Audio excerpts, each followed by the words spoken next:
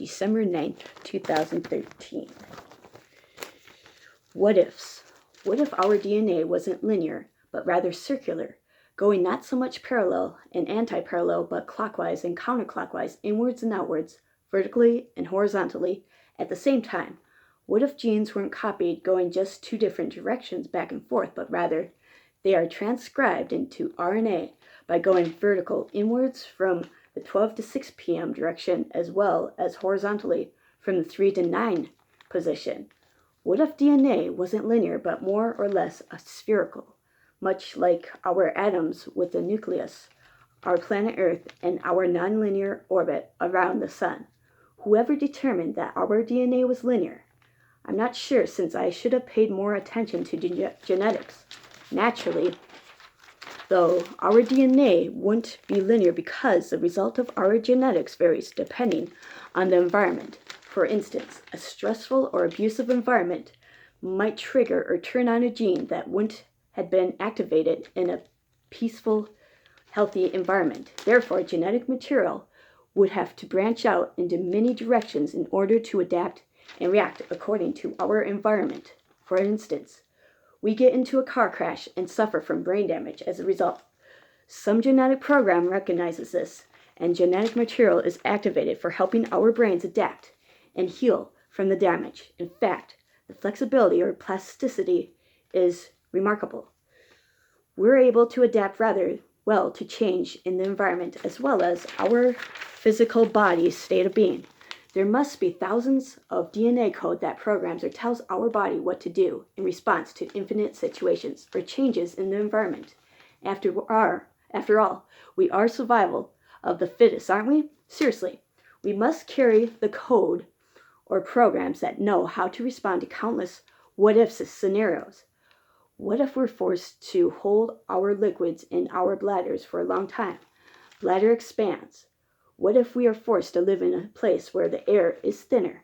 Our lungs adjust. Weather changes. We get used to it.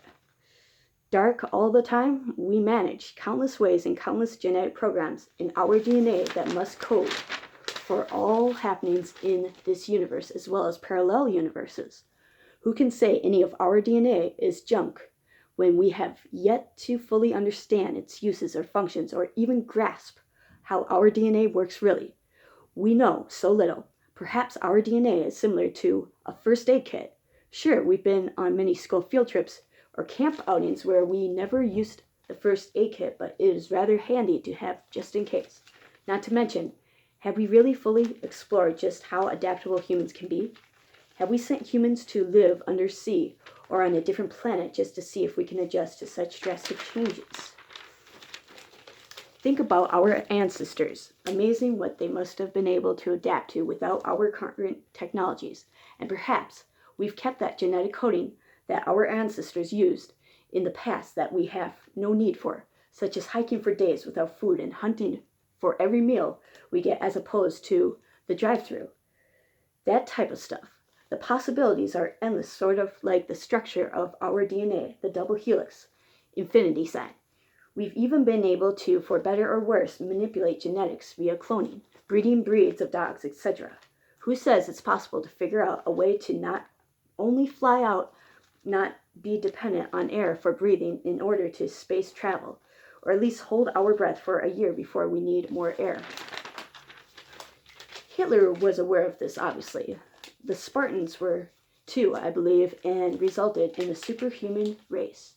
Not to mention ancient civilizations and the mysteries of their master works of mind. We humans only use a small percentage of our brain powers. One can only imagine that we're capable of if we learned how to harness these powers. There are people who have learned to adapt to running barefooted in 0-degree weather. Others have adapted with the use of no legs or arms and can perform tasks better than the average human. Bugs, reptiles, and birds have been adapting to changes for ages, haven't they? As well as germs evolving into superbugs from the use of antibiotics, etc.